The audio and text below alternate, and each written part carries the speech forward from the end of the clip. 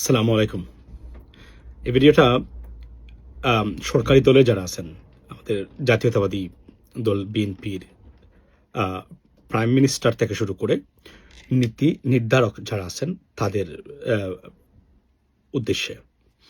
সেটা হলো যে আপনারা কি খেয়াল করেছেন কিনা যে ঠিক আওয়ামী লীগকে যেভাবে একের পর এক আওয়ামী লীগ সরকারের মাধ্যমে বিভিন্ন ধরনের জনস্বার্থ বিরোধী দেশ বিরোধী বিভিন্ন পদক্ষেপ গ্রহণ করিয়ে বা করার ফলে শেখ হাসিনা জনগণ থেকে বিচ্ছিন্ন হয়ে রীতিমতো বিধ্বস্ত হয়ে ধ্বংস হয়ে গেছেন। আমি জানি না যে ঠিক একই অবস্থার মধ্যে বিএনপি পড়তে যাচ্ছে কিনা। তার একটা উদাহরণ দিই। আওয়ামী লীগ যে কারণে মানুষের রোষানলে পড়েছিল তার মধ্যে উল্লেখযোগ্য হলো দেশের জনগণের কল্যাণ হয়, এই ধরনের বা সুশাসন নিশ্চিত হয়, এই ধরনের যতটা কাজ ছিল প্রতিটা কাজেরই বিরোধিতা করেছে আওয়ামী লীগ এবং সেটাকে ধ্বংস করে দিয়েছে প্রাতিষ্ঠানিকভাবে। বিএনপি একই ফাঁদে পা দিচ্ছে কিনা সেটা এখন আমি মনে করি খুব গভীরভাবে বোঝা বা চিন্তা করা দরকার। ফর এক্সাম্পল, আপনারা জানেন যে বিগত ইন্টারিম গভর্নমেন্টের সময় সুশাসন নিশ্চিত করার লক্ষ্যে অনেকগুলো পদক্ষেপ গ্রহণ করা হয়েছিল সরকারের কিছু সফলতার মধ্যে। এর মধ্যে একটা হলো আপনার যে বাংলাদেশে যে মানবতা বিরোধী অপরাধ বা ঘুম, যেটা এই যে ঘুম হয়েছিল, এই যেটার সবচেয়ে বড় ভিকটিম হলো বিএনপি, জামাতও আছে, বাট নাম্বার 1 ভিকটিম হলো বিএনপি। সেই গুম বিরোধী অধ্যাদেশ সেটা সরকার বাতিল করেছেন। সরকার বাতিল করেছেন জুডিশিয়াল কমিশন গঠনের অধ্যাদেশ, সেটাও। অর্থাৎ সুবিচার একটা জিনিস, যে আপনি যদি বিচার চাইতে পারেন আর চাইতে না পারেন আর পাইতে পারেন, এটা যদি নিশ্চিত না হয় তাহলে এটা কোনো দেশই থাকে না সাধারণভাবে। এবং এখানেই স্বৈরশাসক বা আমি যদি বলি যে আপনার এই সুশাসনের অভাব লক্ষিত হয় এবং সেখানে লুটপাট দুর্নীতি প্রাতিষ্ঠানিক রূপ পায়।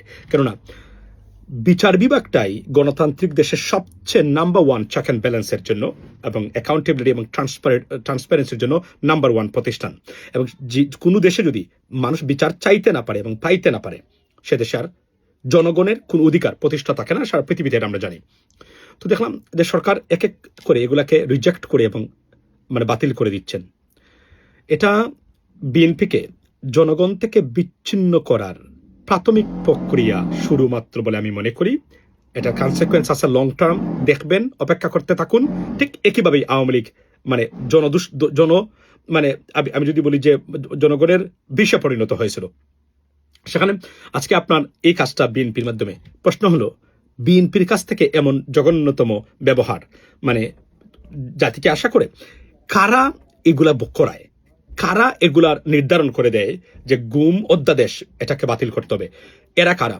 এরা নিশ্চিত করে বলতে পারে, আর যাই হোক, they have a serious connection with our দাদারা তো বুঝেন আমাদের সেই ওপার বাংলার দাদাদের সাথে।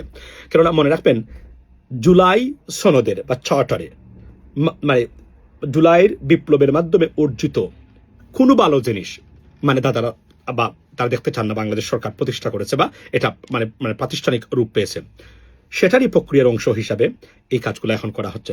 এগুলো একটা লং টার্ম কনসিকুয়েন্স আছে এবং আমি নিশ্চিত করে বলতে পারি জনগণের বিষে পরিণত হবে যদি বিএনপি সরকার তারা যদি এটাতে গুরুত্ব না দেন এবং এই কাজগুলো করতে থাকুন। এবং কারা এই কাজগুলো করাচ্ছে সেটা দেখার বিষয়ে তদন্ত করা দরকার বলে যারা সুশীল আছেন বিএনপির ভিতরে এবং ভালো মানুষ, অফকোর্স ভালো মানুষ আছেন, যারা মনে করেন সুশাসন নিশ্চিত হওয়া দরকার, আমি মনে করি না হলে ভবিষ্যৎ বিএনপির অন্ধকারে নিমজ্জিত হতে পারে।